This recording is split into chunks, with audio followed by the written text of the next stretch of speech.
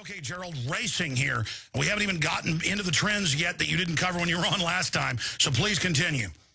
The next big one is repatriate, repatriate.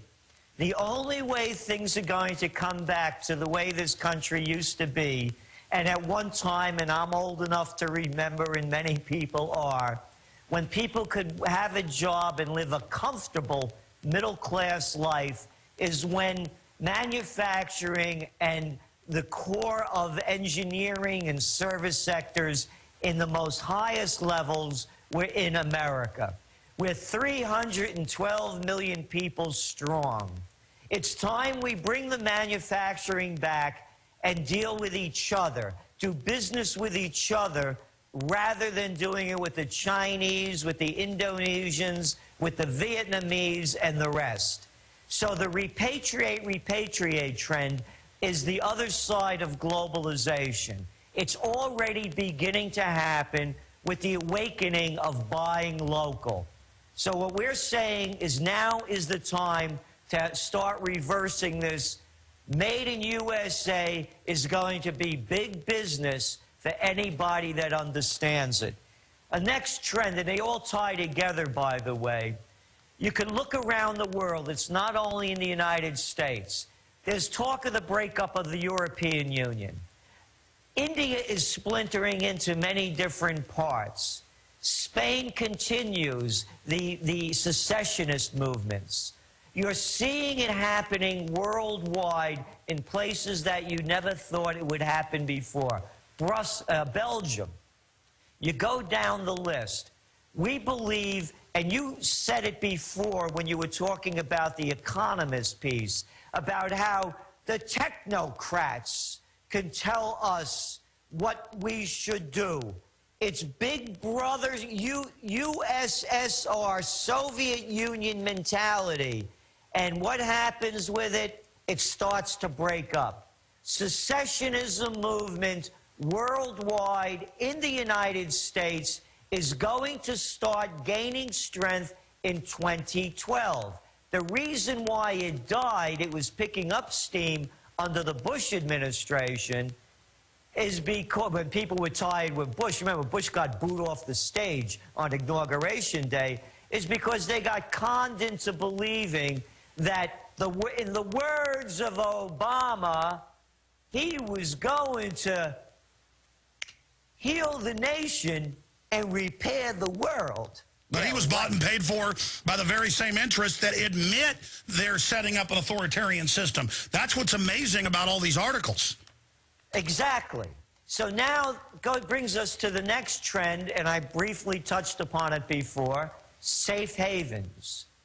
You know, I tell this story. I used to go out with this wonderful French woman, and they came from a very, very well-to-do Parisian family. Her aunt used to teach at Tufts University. And her aunt was 14 years old when the Germans marched into Paris. And I said to her, Martine, I said, you know, you came from such an affluent family. Her father won the Legion of Honor. You know, this is the kind of family it is.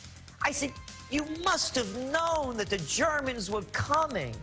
She should tell me the story of how her Tell you what, stay there. We got to hear it after this 1-minute break. Gerald Celente, always riveting, is our guest. All right, final segment with Gerald Celente. He was getting into his well-to-do French girlfriend years ago, and he was saying, he was talking to, I guess he was saying the mother or one of the family who was alive when the Nazis came. You know, didn't you know they were coming? Please continue where you left off, Gerald. Yes, so remember, this is about the safe haven trend. And so she told me, she said she remembers her mother, you know, which was my girlfriend's grandmother, walking into the metro and the German soldiers grabbing her and putting her to one side and grabbing the next person and putting it to the other. And they had 15 people. And they mowed down the 15 people on the right, and her mother survived.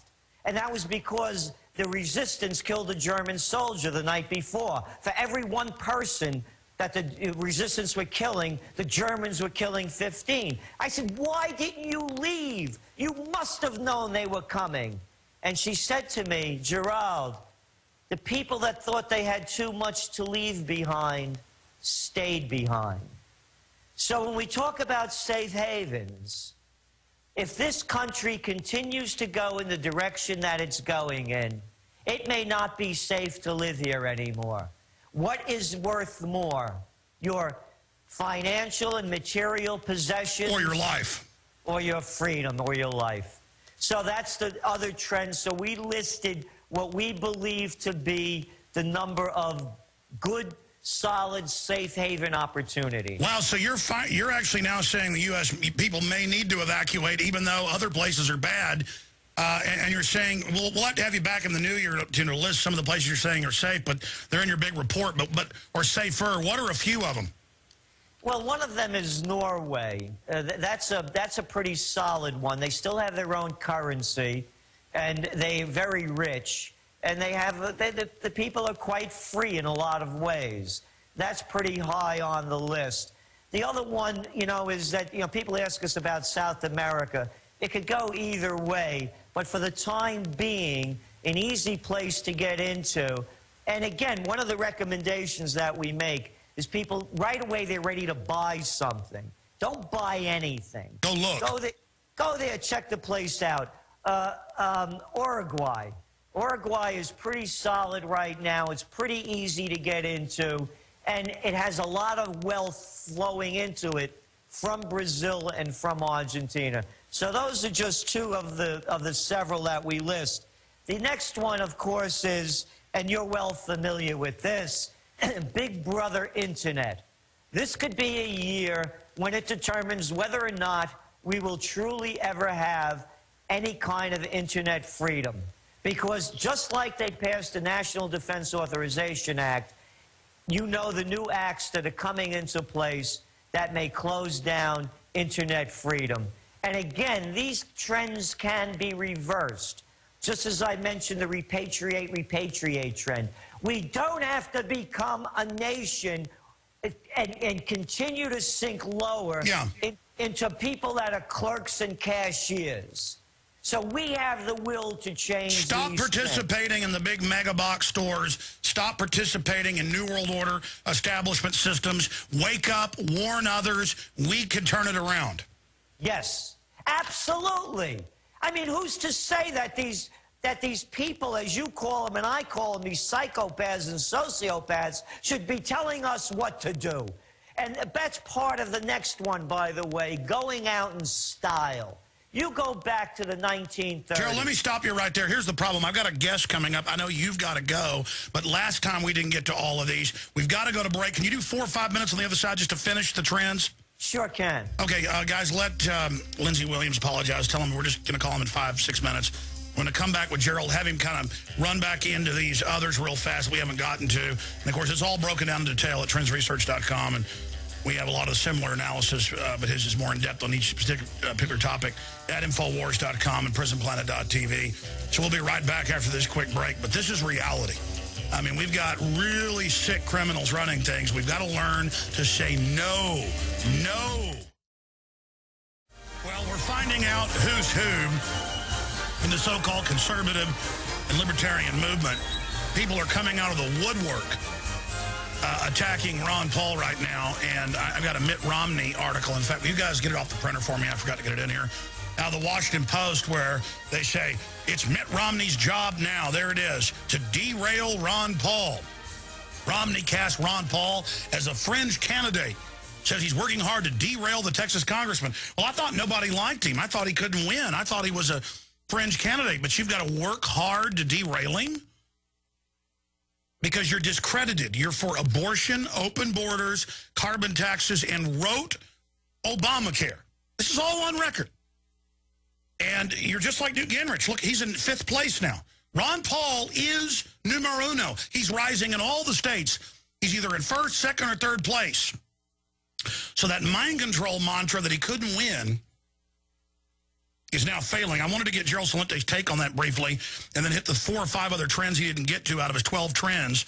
Again, Gerald Celente, Top Trends Forecaster, is our guest. And for the rest of the hour, Lindsey Williams, who just always has amazing information.